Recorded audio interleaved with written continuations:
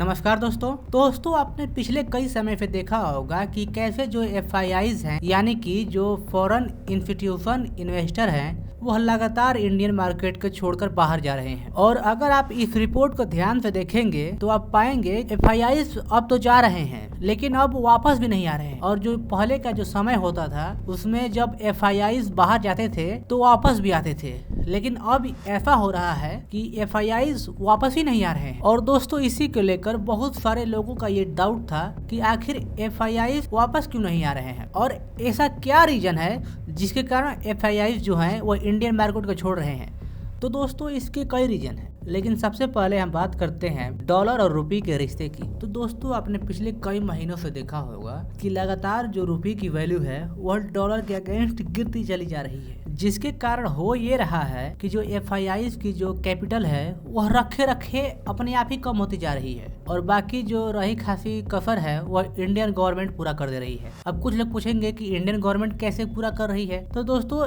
LTCG tax. जी हाँ दोस्तों, जो एलटीसीजी टैक्स होता है वह इंडिया में 12.5% है, जबकि हमारे जो नेबर कंट्रीज हैं जैसे कि चाइना हो गया वहाँ पर 0% का एलटीसीजी है। एलटीसीजी मतलब दोस्तों ये होता है कि long term capital gain tax, यानी कि इसमें अगर कोई इन्वेस्टर 1 साल से ज्यादा इन्वेस्ट करता है तो उसको अपने टोटल अमाउंट पर 12.5% का टैक्स देना पड़ता है। और इसी की वजह से इंडिया में जो एफआईआईज है उनकी जो इन्वेस्टमेंट है वह और ज्यादा घटती चली जा रही है। और अगर बात करें short term capital gain tax की यानी कि एसटीसीजी की, तो वह दोस्तों इंडिया में लगभग 20% है, यानी कि जो भी एफआईआईज अगर 1 साल से पहले अपने इन्वेस्टमेंट अमाउंट को बाहर निकालते हैं तो उन पर 20% का टैक्स लगेगा। और यही वो रीजन है जिसके कारण जो एफआईआईज हैं वह इंडियन मार्केट को छोड़कर बाहर के दूसरे देशों में इन्वेस्टमेंट को सेफर मानते हैं और इसी की वजह से एफआईआईज धीरे धीरे इंडियन मार्केट को छोड़ रहे हैं। दोस्तों ये तो हो गई एफआईआईज को छोड़ने की बात। अब बात करते हैं कि आखिर जो एफआईआईज है वह इंडिया में पुनः इन्वेस्ट क्यों नहीं कर रहा है। तो दोस्तों इसके पीछे का रीजन है रिटर्न्स। जी हाँ दोस्तों, जो पहले इंडियन स्टॉक मार्केट में